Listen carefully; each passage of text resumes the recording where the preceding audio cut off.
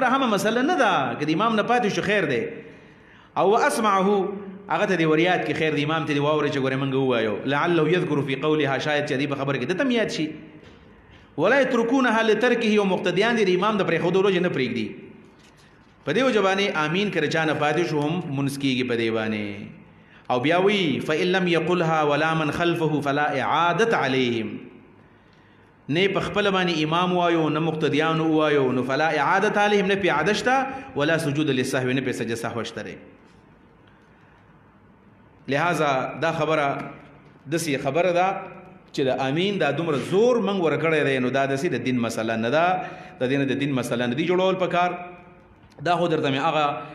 مستند خبرې وکړلې چې کوم بخاري مې راوړو یا مې درته کتاب الام پیش کو هغه کتابونه مې نه دي راوړي چې چا د مسلک په بنیاد باندې لیکلي دي چاره یو فقه په تور مثالي د حنافو کتاب مې راوړی یا مې د بل چا راوړی ځکه چې اصل خبره معلومه شي اصل خبره څه ده موږ ته خلک اکثر یو پیغور راکوي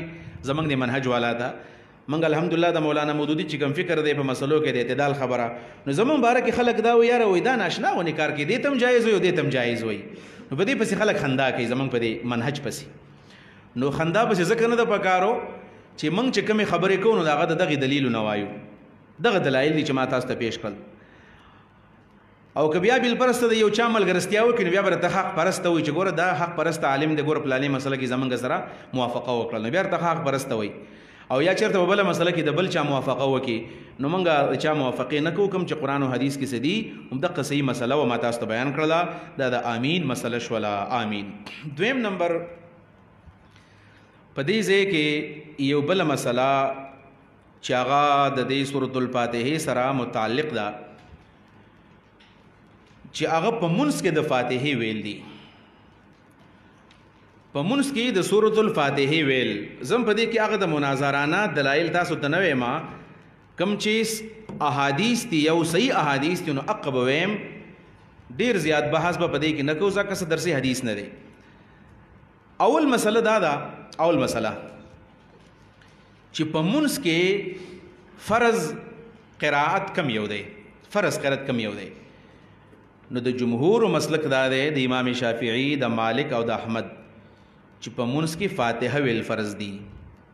فاتحه ویل پکې فرض دي امام ابو حنیفه رحمه الله فرمایي په منځ کې قرآن ویل فرض دي نو کدا فاتحه وا او قبل یو سورت د حنافو دلیل څه دی د حنافو دلیل له فقر ما تيسر من القرآن او فقر ما تيسر منه دغه دو دلایل د احنافو دي چې تاسو د قرآن کوم حصہ چې تاسو ته اساني هغه وایي د جمهور قول او د غوی دلیل څه دی نور تفصيلات بیا ځان لګوره د جمهور دلیل هغه روایت دی چې لا صلاة الا بفاتحة الكتاب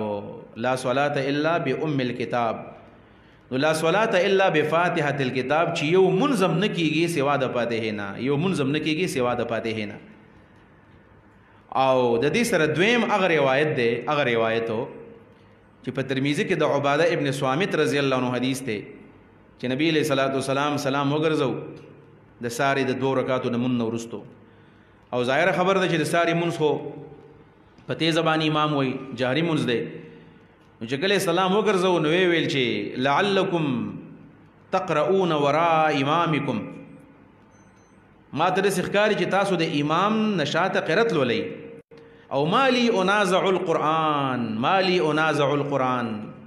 څه چلې چې زما سره د قرآن په ویلو کې جګړه کیږي دا لفظ مالی انازعوهم دی مجهول او مالی انازعوهم دی که انازعو شي بیا به دا معنا شي چې مالی انازع القرآن ما او دا قرآن ولې دی بس جګړه کوو زه ویما او هغه موي مطلب بل څه موي او یا مالی انازع القرآن به دا معنا شي چې زما سره د قرآن په ویلو کې جګړه ولې کیږي لعلکم تقرؤون وراء امامکم مدرس اخکاری چې تاسو د امام نشاته قرات کوي قرات مطلب دا چې فاتحه موایي او نور موایي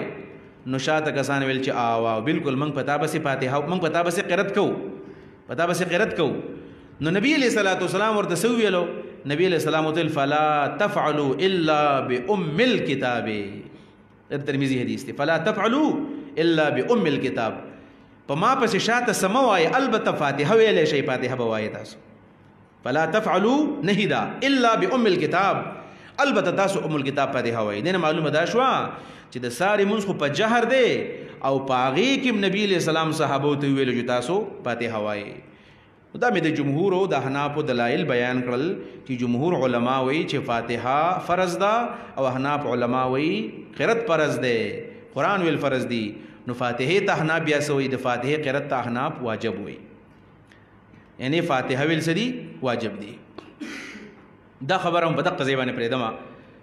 دا مې سره ویل چې فرض احناف ستوي او فرض جمهور ستوي. دویم نمبر پدې کې ضمنی او معرکۃ الآراء مسله چې دا نو هغه د فاتحه خلف الامام، دا لپس خلف الامام دی، خلف الامام نه دی، مبنی بر فتحه، مبنیات دي ظروف. فاتحه خلف الامام د امام نشاته فاتحه ویل څنګه دي؟ په دې باب کې د مذاهب واورا. د احناف متداول مسلک دا دی، ان د احناف مسلک دا دی چې فاتحه خلف الامام مکروه تحریمی دی، برابر دا کدا جهری منز دی او کدا سری منز دی. په فاتحه ویلو باندې مقتدی ګناګاریږي د احناف په نسبانه کې امام هم فاتحه وی او مقتدی هم وی، نو دا حرام دی، مکروه تحریمی ګناګاریږي نه به وی. ولی به نه وی؟ ځکه چې قرآن کریم کې راغلی دی چې اذا قرئ القرآن فاستمعوا له وانصتوا لعلکم ترحمون، چې قرآن ویل کېږي نو تاسو غوږم کېږئ یو چوپ هم شئ د دې لپاره چې رحم د باندې وشي. د سورۃ الاعراف د دغه آیت د وجنه احناف وی فاتحه خلف الامام مکروه تحریمی ده، سواء صلاتا جهریا او صلاتا سریا، کدا جهری منځ دی او کدا سری منځ دی. د درس ترمذی کې تقی عثماني سے یو ناشنا ونه خبر دلته کړی دا و د احناف او د شوافعو چې څومره مسائلو کې اختلاف دی، نو دا اختلاف حمل دی په اولا او عدم اولا باندې. او د فاتحه بحث سره وای دا د حرمت او د جواز خبره ده چې فاتحه ویل حرام دي او نه ویل چې دي دا جایز دي. دا مې د احناف متداول مسلک ذکر کو. د دې بالعکس د امام شافعي سے رائے صدا، د دې بالعکس د امام شافعي رحمه الله رائے دا چې فاتحه خلف الامام فرض ده، برابر ده که جهری منځ دی او که سری منځ دی. بالکل د احناف بالعکس مسلک د امام شافعي سے چې امام پسې په فاتحه خامخا مقتدی وي کدا جهری مونږ دی او کدا سری مونږ دی وای به پسې. دا مذهب د امام شافعي صاحب دی. درې مذهب د امام مالک رحمه الله دی. امام مالک رحمه الله فرمایي په امام پسې فاتحه ویل په جهری مونږ کې مکروه دی او په سری مونږ کې مستحب دی. د ماسپخین مازیګر مونږونه یا هغه رکعتونه چې باغی کې امام په جهر باندې قرات نه کوي، نو په دې کې په امام پسې فاتحه ویل مستحب دی، ویلې ثواب دی. او چې امام کله په تیز باندې په جهر باندې منځ وایي نو بیا مکروه دی، بیا به امام پسې مقتدی فاتحه نه وایي. دا د امام مالک رحمه الله مذهب دی. امام احمد مذهب څه دی؟ د امام احمد ابن مذهب د امام احمد ابن حنبل رحمه الله مذهب دا دی په دې باب کې چې کوم د امام مالک رحمه الله دی. د مالک او د احمد رائے ودا، البته لک فرق پکې شته. هغه لک فرق ته وایم هغه دا دی، امام احمد ابن حنبل وایي چې په جهری منځ کې په امام پسې خو فاتحه سړی نه وایي، البته که د امام نه دومره لري ولاړ دی چې د امام आवाज نه اوري نو بیا ویلې شي. په دې فرق باندې پوه شوي تاسو. او بیا هم د مالک او د احمد رائے ودا چې په سری منځ کې مستحب او په جهری منځ کې ناجایز دي، مکروه دي. دا مې د علماو او د ائمه مسلکونو ته بیان کړل.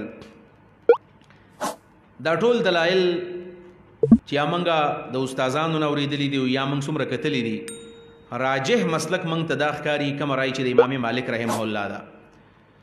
د دلایل پرانا کې د امام مالک رحمه الله رائے موږ ته راجح ښکار کیږي. زمنګ شیخ محترم حضرت شیخ گوهر رحمان رحمه الله یو خبره کړې ده چې د امام مالک رحمه الله دا رائے زکه قوی ده چې دا قریب د هر صاحب مذهب نه یو رائے هم راغلی ده. دا به کې د مزه یو خبر واوره. هغه دا چې خود هدايه نه ده، هدايه خو پیژنې کنه، د فقه حنفي کتاب دی. نو په هدايه کې هم امام محمد رحمه الله رائے امام مرغینانی صاحب د هدايه ذکر کړی دی چې د احناف مذهب خدا دی چې فاتحه ویل مکروه دی. البته امام محمد رحمه الله فرمایي چې په سری منځ کې د امام شاته فاتحه ویل جایز دی. دا د امام محمد رایم ده. نو وګوره د سری منځ احمد ابن حنبل هم قائل شو، د سری منځ امام مالک هم قائل شو. د سری منځ قائل څوک دی؟ امام محمد ابن حسن شیبانی رحمه الله چې دا د امام بونی پسر شاګرد دی. او دلته یو خبر پکې واو راغدا ده، هغه خبره ده چې د دې قائل امام محمد ابن حسن شیبانی دی. د امام محمد دا رای ظاهر د چې دا به د چا نه اورېدلي د خپل استاد امام ابو حنیفه نه به اورېدلي څنګه به اورېدلي دا یو کتاب دی او دا ځانه طالبانو والی امام الکلام فی القراءة خلف الامام امام الکلام فی القراءة خلف الامام د مولانا عبدالحی کتاب دی هندوستانی عالم دی دیوبندی عالم دی اگر چې داسې یو معتدل مزاج دی چې اهل حدیث په ځان پسې حسابوي علماء دیوبند په ځان پسې حسابوي محقق عالم دی په خپل باندې په ډېر لږ عمر کې وفات شوی دی غالبا 42 کال عمر کې هغه وفات دی ډېر لوی خدمت یې دین کړی دی نو امام الکلام فی القراءة خلف الامام هغه وی په حنافو کې دا مذهب د چا دی د امام محمد هم دی د امام محمد بل شاګرد دی ابو حفص کبیر ابو حفص دوی یو صغیر دی بل کبیر دی د ابو حفص کبیر هم دا رای ده وی دا د مولا علی قارم رای ده په حنافو کې دا د مولا جیون هم رای ده کوم چې د الانوار مصنف دی او دا د مولانا عبدالحی خپل رای هم دا د موشا عبدالعزیز محدث دهلوی هم رای ده نو په حنافو کې د ډېرو خلکو رای ده شیخ گوهر رحمان رحمه الله ته خبره کوله وی ګوره دوه قسمه روایتونه دي منګه بل اوس په جمع او تدوین کې ویلو یو جمع د صدور او بل جمع د صدا نو دغه خبره مولانا مرحوم هم کړله یو روایت د صدور دی بل روایت د سطور دی د سطور روایت دا چې امام محمد رحمه الله کوم څه لیکلي دي نو شپږ کتابونه لیکلي دي سیر صغیر سیر کبیر په جهاد باندې او جامع صغیر جامع الکبیر د فقه کتابونه دي او مبسوط زیادات د اصول دي مبسوط زیادات کتاب الاصل چې ورته ویل کیږي کوم چې قواعد دي دا شپږ کتابونو د سطور دی په دې کې خدا را چې فاتحه ویل مکروه دي څنګه چې د امام ونی په مذهب دی خو روایت د صدور دا چې د استاد نه کوم اوریدلې ده لیکلې نه ده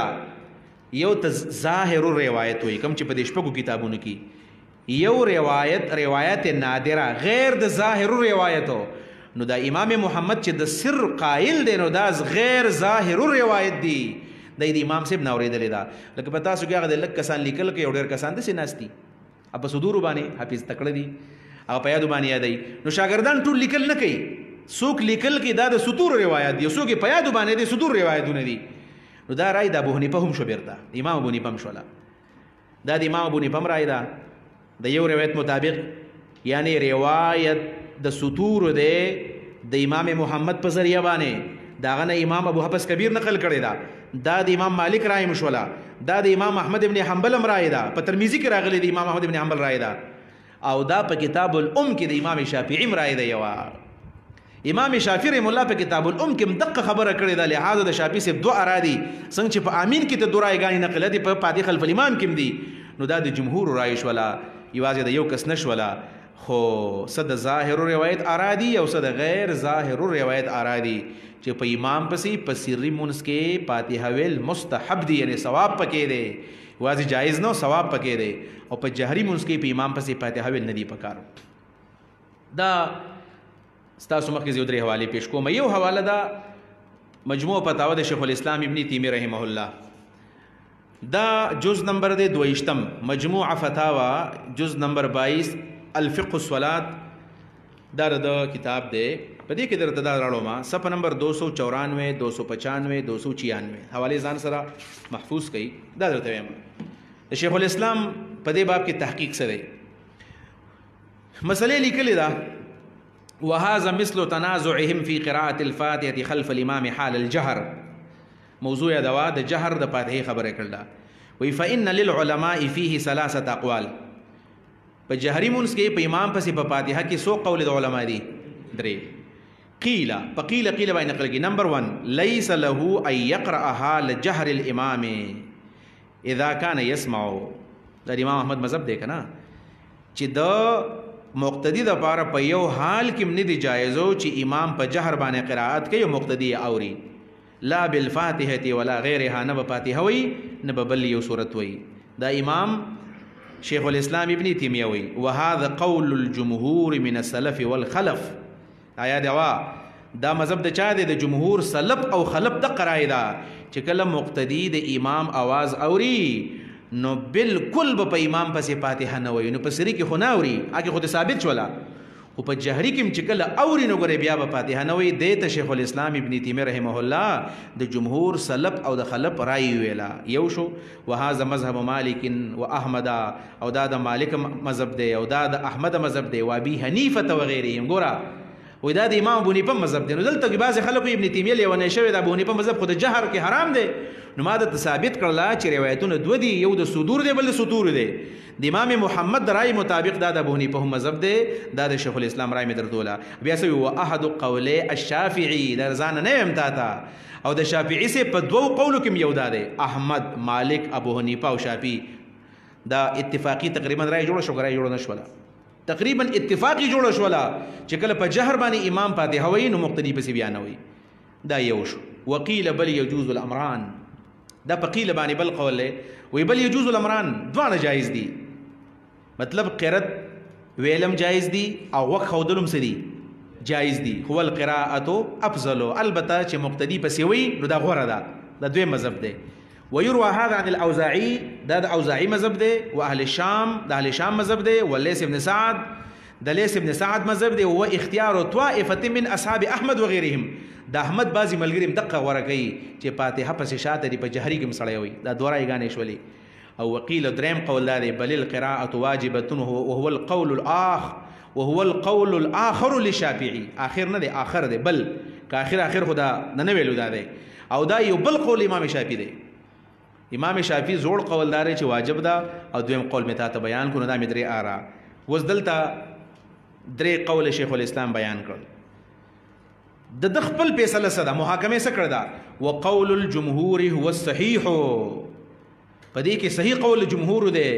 چې کله د امام شاته سړی ولاړی نو فاتحه دې نه وایي، دا وایي صحیح دی. ولي فإن الله سبحانه وتعالى قال وإذا أعوذ بالله من الشيطان الرجيم وإذا قرئ القرآن فاستمعوا له وأنصتوا لعلكم ترحمون، دا یې ویل دی. وقال أحمد أجمع الناس على أنها نزلت في الصلاة، امام احمد بن حنبل اجماع نقل کړی دی چې دا آیت د موس په باره کې راغلی دی. دا خبره ختمه شوله. په دې ځای باندې تاسو پوه شوئ طالبانو، ودی کې یخی په دې ځای کې دا خو د فاتحې د ویلو او د نه ویلو خبره ده. په دې ځای کې یو روایت دی چې احناف هغه روایت پیش کوي، بلکې دوه روایتونه دي چې امام پسې دې سړی فاتحه شاته نه وایي. نو په دې کې دوه روایتونه زه مزید ویمه چې د مسلې ښه وضاحت وشي. هغه دا ده، یو هغه حدیث دی، هغه حدیث چې حضرت ابو موسی اشعری رضی الله عنه، تاسو ابو داود کې ویلي دا حدیثونه، حضرت ابو موسی اشعری رضی الله عنه چې دا حدیث په ابو داود کې دی. او دویم د حضرت سیدنا ابو هريره رضی الله عنه حدیث دا په مسلم کې راغلی دی، او هغه حدیث دلته کې امام شیخ الاسلام پیش کړی دی، خو سند یې ولې نه دی ذکر کړی. سوی صرف ویلی دی چې وقت ثبت فی الصحیح، صحیح مراد مسلم دی، من حدیث ابي موسی عن النبي صلی الله علیه وسلم قال انما جعل الامام ليؤتم به، امام د دې لپاره جوړل چې اقتدای وشي. نو فاذا كبر فكبروا، چې امام الله اکبر وي تم وسوي الله اکبر. واذا قرأ فانصتوا، او چې کله امام قرات شروع کی تسشا چپ شا. او اذا كبر وركع فكبروا واركعوا، او چې الله اکبر وي رکوع کې تم الله اکبر وي تم پس رکوع کوا. فان الامام يركع قبلكم ويرفع قبلكم، امام ستاسو رکوع مخکې کوي او ستاسو نه اوچتیږي مخکې، په تلک به تلکا. او بیا وی رویا هذا اللفظ من حدیث ابي هريره ايضا، په ابو داود کې د ابو هريره ما مخکې الټو وایو، په مسلم کې د ابو موسی دا حدیث راغلی دی چې امام کله قرات کوي نو مقتدی چپ کېدل پکار دی. دا امر د نبی صلی الله علیه وسلم دی، اذا قرأ فانصتوا، چې کله امام قرات کوي نو تاسو چپ شئ. دا اذا قرأ فانصتوا په مسلم کې د حضرت ابو، په مسلم کې د امام ابو موسی اشعری حدیث دی مسلم کې. د دې ابو موسی اشعری رضی الله تعالی عنہ په دې حدیث باندې اعتراض چاو کو. امام مسلم رحمه الله چې کله کتاب ولیکو او پاغي کې د حضرت ابو موسی اشعری رضی الله عنه د حدیث کله ذکر کو چې انما جعل الامام ليؤتم به، نو اعتراض په وشو چې دا حدیث خو کمزور دی. نو امام مسلم رحمه الله را ولګیدو، او په ټول مسلم کې طالبانو یاد ساتي، کم طالبان چې بخاری او مسلم ویلي هغه ته پته کچانه ویلي د خپل شیخ الحدیث نه به واوري په خپل ټیم کې چې امام مسلم رحمه الله په ټول مسلم کې د یو حدیث تصحیح کړی دی، صرف د یو حدیث په عبارت النص باندې، یعنی حدیث ذکر کړی دی او بیا پرې خېری یو حدیث داسې دی چې ذکر کړی هم دی او بیا وی دا حدیث صحیح دی، هغه دا حدیث دی. و چا چې تاسو کو چې ولې ته د ابو موسی اشعری حدیث صحیح وي ویل ولې سي چللې ول فيه سليمان التيمي، بدې کې خو سليمان تیمی دی، د سليمان تیمی د وجنه خدای حدیث کمزور دی. امام مسلم ته چا ویلو وی امام مسلم خپل شاګرد ته وی چې اتريد احفظ من سليمان ولتا تر سليمان بل غټ حافظ معلوم دی دغه بشان یو ثقه سره د سليمان تیمی توثیق امام مسلم خود په خپل باندې کړی دی. لہذا یو روایت دا شو چې اذا قرأ فانسیتو او دغه حدیث شیخ الاسلام ابن تیمیه رحمه الله دا کوټ کړی دی او بیا وی چې فقد امر الله ورسوله بالانصات للامام اذا قرأ وجعل النبي صلى الله عليه وسلم ذلك من جملة للائتمام به فمن لم ينصت له لم يكن قد ائتم به. دا الفاظ شیخ الاسلام دي سوي و د دې حدیث ثابت شولا چې قد امر الله ورسوله بالانصات للامام اذا قرأ وی الله رسول امر وکړو چې امام کله قرات کین مقتدی ته وی چپ شخامخه بیا سی په ملم ينصت له کسو امام ته خاموش نشو لم يكن قد اتم به د امام بس اقتدا پورا ونکړه. دا د شیخ الاسلام رای می درته ویلا. یو روایت پکې بل ویما او دام د حنافو د مالکیانو د حنابلو دلیل دی هغه دا دی چې د جابر رضی الله عنه حدیث دی. د جابر رضی الله عنه هغه دا دی چې جابر فرمایي چې من کان له امام فقراءة الامام له قراءة. دا حدیث ځان سره امولی کوي تاسو. من کان له امام فقراءة الامام له قراءة. د دې نمخ یو خبره کومه امام احمد ابن حنبل په ترمذی کې ویلي دي چې کم حدیث ته لا صلاه الا بفاتحه الكتاب چې د فاتحه نه بغیر منځ نه کیږي. امام احمد وی دا منځ کله دی اذا صلى منفردا چې کله ځان له منځ کوي سړی چې ځان له منځ کوي نو فاتحه دی هم وی او سره د زم د صورت مو کی هو چې کله امامي نو من کان له امام فقراءة الامام له قراءة چې چا امامي د امام قرات د در لپاره کافی دی. د سینې دی ویلي چې نه دی پسې وی په دې الفاظو کویږي من کان له امام فقراءة الامام له قراءة کې د سینې دی ویلي چې امام قرات کوي نو شاته بس مو وای د سینې وی د امام قرات کافی دی که څوک نه منځ کېږي نو معلومه ده شو فاتحه فرض نه ده. دا د ثابت شولا. په دې حدیث باندې اعتراضونه شوي دي بلکې د امام شافعي رحمه الله ای علما هم په دې اعتراض کوي. اهل حدیث علما هم اکثر دې ته ضعیف وي. دا تاسو تراوړو ما چې صحیح وګورئ. دا زما لاس کې مصنف د ابن ابي شيبه مصنف د ابن ابي شيبه جلد نمبر 2 او په دې باندې د مصنف د ابن ابي شيبه کتاب د 248 صفحه 248 دا ز تاسو تراوړو ما 248 د باب نوم دی قراءة الامام قراءة المقتدی. مطلب دا دی من کرے حل قراءة خلف الامام. باب نمبر 150 من کرے حل قراءة خلف الامام دا عنوان دی. په دې کې حدیث ته ګوره. حدثنا مالک بن اسماعیل ابن ابي شيبوي حدیث منگ ته مالک ابن اسماعیل بیان کړی دی. عن حسن ابن صالح د حسن ابن صالح نے نقل کړی دی. عن ابي الزبير اغد ابو الزبير نا عن جابر اغد جابر نا عن النبي صلى الله عليه وسلم كل من كان له امام فقراءته له قراءة. كل من كان له امام د چام چی امامي فقراءته له قراءة د امام قرات د پر سره قرات ته. مالک ابن اسماعیل ثقه راوی دی. حسن ابن صالح ثقه راوی دی. ابو زبیر ثقه راوی دی. جابر صحابی دی. یو راویم په دې کې کمزوري نشته. یعنی دا ټول راویان ثقه دي په دې باندې اعتراض نشته. نو کوم خبره چې مشهوره ده چې حدیث د جابر څومره طرق د ټول ضعیف دي نو دا خبره کمزوري ده. دا خبره څه ده؟ کمزوري ده. ولی کمزوري ده؟ ځکه چې مالک ابن اسماعیل ثقه دی. حسن ابن صالح ثقه دی. ابو زبیر ثقه دی. جابر صحابی دی. یو اعتراض په دې حدیث باندې شوی دی او دا اعتراض یاد کا. هغه اعتراض دا دی چې دا حدیث ځکه کمزور دی چې په دې سند کې انقطاع ده. د څه انقطاع ده پکې؟ وای حسن ابن صالح د ابو زبیر سره ملاقات نه دی شوی. د حسن ابن صالح د ابو زبیر سره ملاقات نه دی شوی او کله چې د راوی د خپل استاد سره ملاقات نه شوی نو هغه حدیث کې انقطاع وي. لہذا حدیث ضعیف وګرځیدو. وس ګورو چې د دې انقطاع حقیقت سره کوم اعتراض شوی دی. تاسو کې دور حدیث کم طالبانو شبکې کنه دور حدیث والا جی په دور حدیث کې بتا سو چې کله مسلم وای کنه په دې مسلم کې مشهور بحث د بخاری د مسلم په منځ کې څه شي دی د حدیث معنعن دی.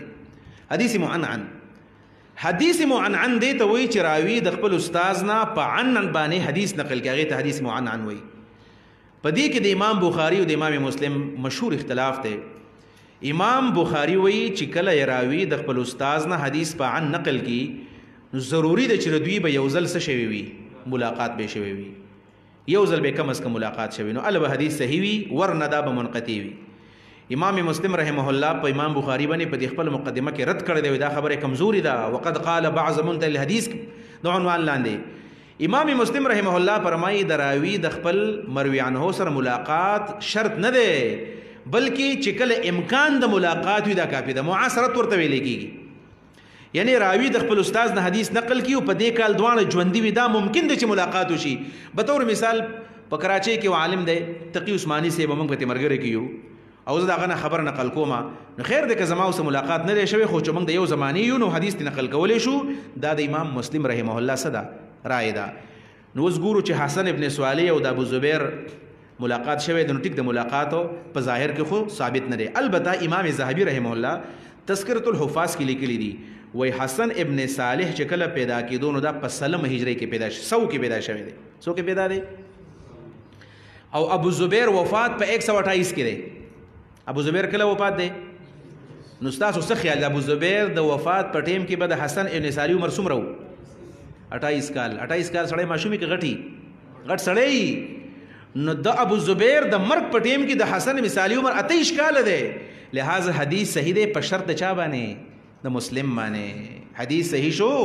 په شرط د مسلم باندې لہذا دا حدیث بالکل صحیح دی نو د حنافو چې کم دلیل دی یا د جمهور دلیل دی نو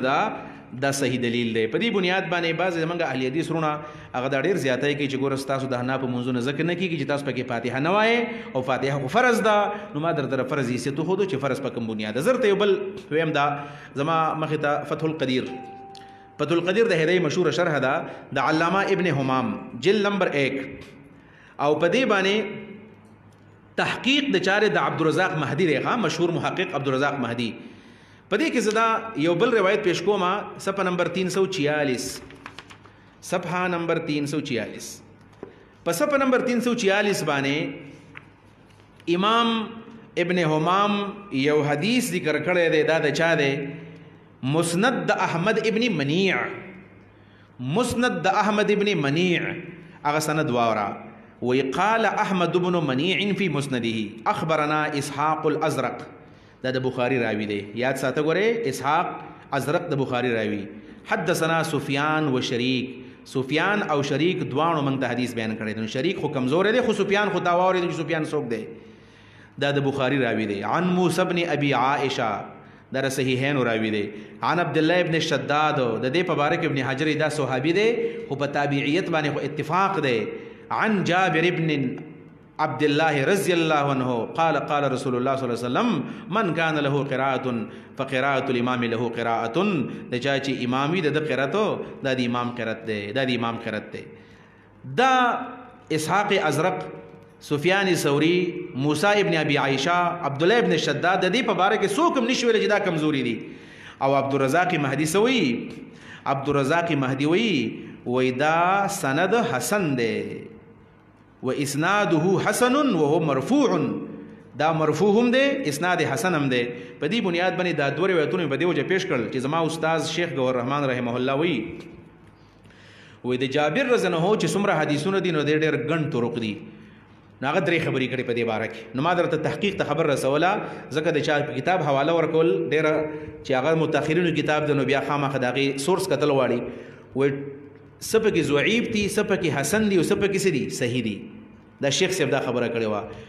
نو عام حدیثونو یقینا ضعیف دي او هغه په دې باب کې ډېر زیات دي مصنف ابن ابي شيبه کې ډېر زیات ذکر کړی دي حسن مې درته خودو په فتح القدیر کې د احمد ابن منی پر روایت باندې او صحیح مې درته خودو په مصنف د ابن ابي شيبه کې دې بنیاد باندې دغه زمنګ رائے دا چې فاتحه ویل فرض نه دي بلکې واجب دي په هر منځ کې په امام پسې به څنګه وي که جهري منځ دی نو بیا دې پسې نه وي او که سري منځ دی نو بیا دې پسې وي دا مستحب ده دوه خبرې شولې او د امام قرت د مقتدی لپاره قرت دی او دریم نمبر خبره دا ده که بالفرض په جهري منځ کې سړی وي نو موږ ته حرام نه وایو لکه اهل حدیث حضرات په جهري منځ کې په امام پسې قرت وي نو موږ وي بس د حدیث په بنیاد باندې وي دی خو د خو په کې خبره کومه په دې کې غوره خبره دا ده چې په حدیث او په آیت په دوانو باندې عمل لشي هغه دا دی چې یو طرف ته نبی علیہ السلام لا صلاة الا بفاتحة الكتاب یو دا حدیث دی، بل طرف ته آیت دی چې اذا قرئ القرآن فاستمعوا له وانصتوا، وګو تکیری. نو خبره دا چې امام سکته کوي لکه الحمدلله رب العالمین لکه دی ودرېږي، مقتدی دی پسې بیا وایي، بیا دی وایي الرحمن الرحیم، بیا دی پسې مقتدی وایي. نو په سکتات الامام کې بالفرض که څوک قرات کوي دا بالکل ټیک خبره ده، دقه بیا سنت عمل جوړیږي. خدا د حدیث و مزاج نه جوړیږي، یا د قرآن چې امام هم لګیا دی مقتدی پسې شاته لګیا دی. صرف یو خبر اخیره پاتې شوله چې په حدیث د ترمذی کې سره راغلی دی لا تفعلوا الا بام الكتاب. د دې شي جواب بعض علماء وایي د احناف سره نشته، لا تفعلوا الا بام الكتاب، ځکه دا خو د ساری منځ دی او د ساری په منځ کې خو جهر قرت کیږي او نبی علیہ السلام ویلی دی چې لا تفعلوا الا بام الكتاب. معلومه دا شو چې دا فرض ده، دا غي جواب واورا. لا تفعلوا نهی دا کنه پیدا لگا نهی دا کنه لا تفعلوا او الا بام الكتاب استثناء ده، نفی را ده سنه نه استثناء رسنه رااله د نهی نه رااله. او قاعده دا ده چې کله استثناء د نهی نه راشي نو دا مفید د اباحت وی، مفید د فرض نه وی. څنګه مفید د اباحت دی؟ کله چې استثناء د نهی نه راشي قرآن مجید کې دا غي حکم واره یا ایها الذین آمنوا لا تأکلوا اموالکم بینکم بالباطل. اے مسلمانانو د یو بل مال په باطل طریقه باندې مخوري نه راځله الا ان تكون تجاره. ها کدا مال له تجارت نه خوړی شي، وز د تجارت مال خوړل فرض دی که جایز دی؟ لګا جایز دی، سره فرض نه دی. دغه مثال د لا تقرؤ الا بام الكتاب شو. یو لس منټ وقفو کوي صحیح ده، زبنده مشم ورته بیا ودا دویم باسو.